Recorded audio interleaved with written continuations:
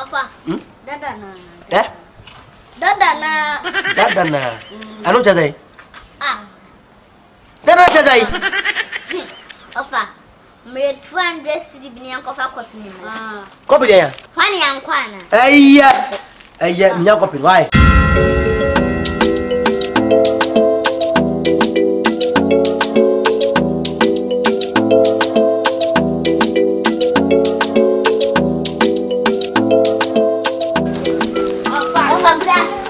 Afternoon. Akete PlayMan.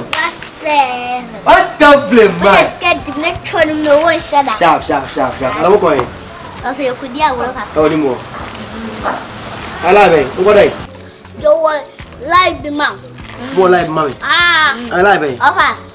You be say you get be man one. Fen. Mo yi ge bi am. Ah. Ni wo fe. Ah, no fe. Mo amo sole amo ne me konto ka fa ma won me ye forget amo se. Ah, for what you don't say ye ga man one. Sa ni wo fe. Nti wo ne sa ga ne bae. O siso. Anya ye mi. Na mo ne sa ala ne bae so ma ya me. Ah. Minji mundi. Oh, fa ampo. Ampa get. Me pe mukui bia o. Ah, mukui, anya mu. We ene me ne tre. Wallahi yesa ne kure. Okay, na no fe. Nanka ha. No ho. Mama picha wa. Okay. No, that's it. Oi. No bana why say ada pictures we. Ada yana. Ana o twabi. Ai. No so fe there. Wow. What is it? What is it?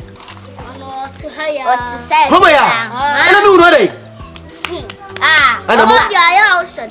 To ndo mem se to no pe bi de bia ho. Ana mo ko ya mama se ne wo fa na minti e fa afa me nya why. Munya fast na mo chi. Why? Hey. Apa? Studio ya sana yako. Muya. Studio ya sana yako. Dia. Anyway. Apa? Cash. Na kan hundia na mo ko ya la mo sa bajimiska. Ya ko. Na mo ya na mo sa charge mo sa bajimiska sa. Ya discuss. To ba ke se. 2 million. Ha? 2 million. Minya 2 million. Minya 2 million. Hey, agora be die ko jina o na gwa predo. Ni ka sa ka da. Ana mudi ja mo nti boss. Send offer this and I'm my fan this. I come. Ya no offer dia ka mi ntua o. No dia fe. Ya no ekoi mama. Mama. E ga ja mi wa ba ka no koi mama. Ye. Etuni mo ko sa o ya mo ka sa o fa so check you. Na boys be pa o ka sa o nya is soke ate. Ai sharp. Mo me ya kura an ka gen wa ya me no wo fe ba pa. Sa yi sika me de mamu. E da ka so na me de mamu. Munyela na kama. Ge no mi hu no ani mo ni mu ya. Me mpe long story bia. O tere ka kire wo no. Ye fashion nsem. O zombie. Me chebe mu nsem. Asamba. Mu mi na no asem. Thank you. You can go. Mu anu boy. Ekoye mama. Eka ejande wo ba. Ene die, ene ko da hefa. Boy se kope. Iti ba bi o, mo ko ya bla me. Onu ne ba na ko ma ni beji o. Anye na ko na kira ko beji. Hey, 200 cedis. Kazo no fe. Ba tuntum pa so. Okay. I'm waiting for you guys, okay?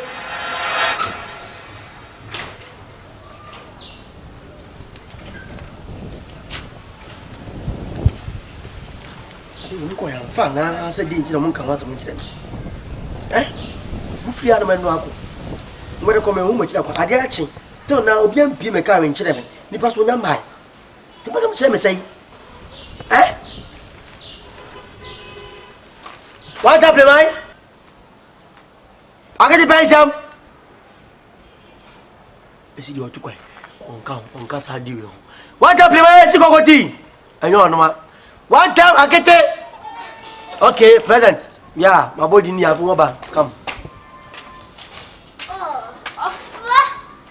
Offer you. Offer good morning. Offer now what to say? Offer. Dear swear. Akete pay some. That's What time Playman? Let's get the next one no one shut up. I know the same dialogue I'm making with her. Me body, but one time the second.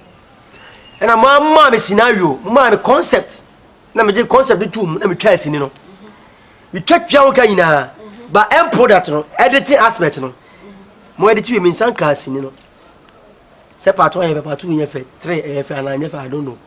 Me sremo mamuska, se mo ko emission mame, mo na mo kan. Mo ko e no, man ti mo kan bio, pacho. Then e koso. Ya ba na adi asa. Si abadantem. Mo be die, ti ga na kosi sai. Ofa. What siase? Ga ti ase. Mo na mo ye la no ti ase. Okay.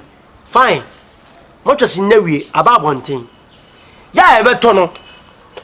They were outside. And also Tony was a father. Me, I met to another sinner. Sitting me who see no. Money Miska. Better was a never ever. Why is the person? You found out my mama. Oh, wait. Oh, again, a plan of friend about our flare Casacasta. Let me yet lay on toss. Let me put on. The Akete. The put on. Good. Now just 10 minutes. I check 15 minutes. Move up his name. Why? Sharp. Opa.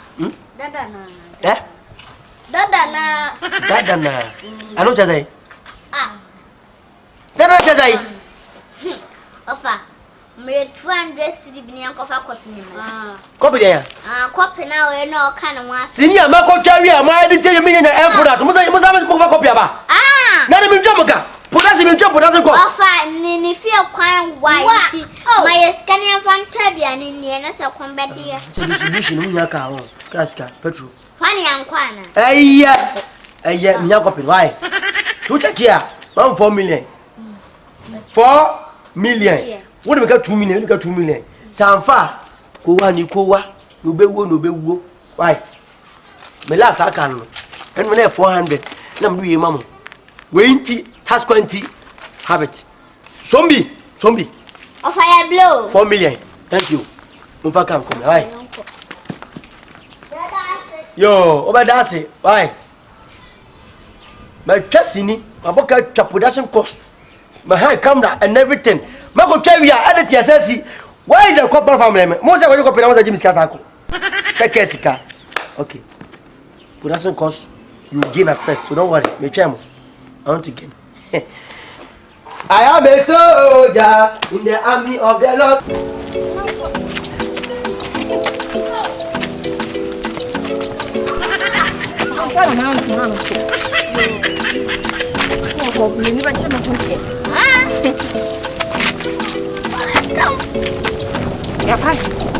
Now it's send young one to. Hey, Beyou, I want to know. Come make up na. Make up.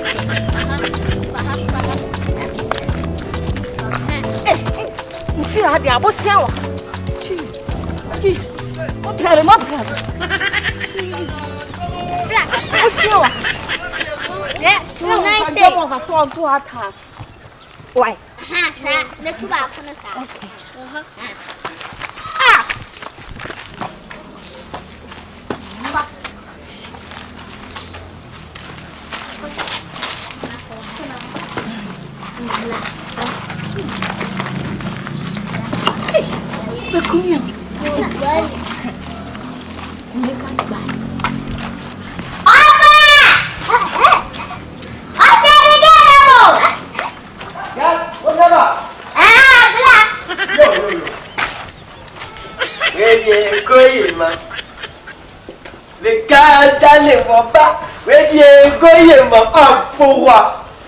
Voici copain, on va tirer. Oh, ça nous a d'avoir des ventes, d'avoir des ventes.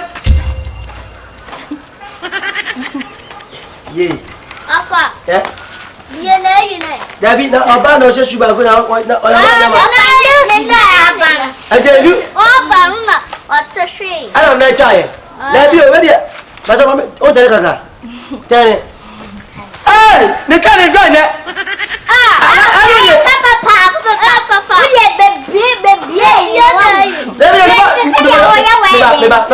Neba gane so orbere. So betna. Orbere. Obetna. Orbere. Obetna. O pasta wa appearance in India. Ah, near size you. But I'm 360. Why? 360. And then yet, but who's an ambitious as we open and see. Open! Oh, also, you go to trees the way I said, yeah. Oh, I said new style. New style. I bet you said your wedding. Cha. I don't check about your auntie. I don't check 360. But make your appearance nice for me, okay? Yeah. Tell me you love me. I love you. Yeah. What can I come about? The moment, you mommy. I say, yeah, wedding, no, yeah, wedding, no. Mama. Mama. Johnny, Hello. Go here, Mama. Mammy, me back, tell me. Yeah, no. Miss one member to the way. I am a Because I'm going to thank you. I'm sorry, of you. Hey, baby, Madam.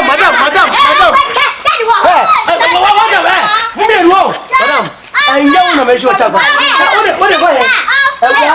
So what's so much home? Now, I don't have any more. Where go you? And the phone message is a woman. What was it? What do I want them? If you joke, I will slap you.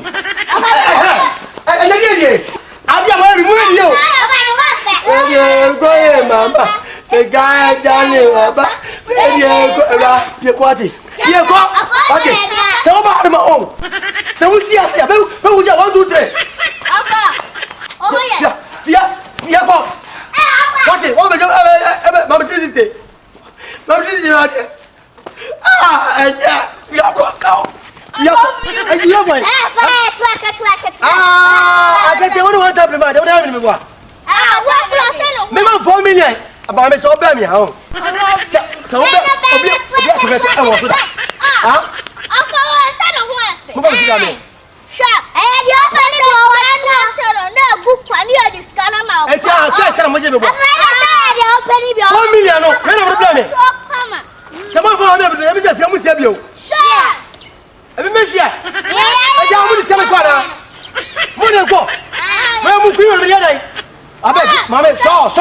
I love you.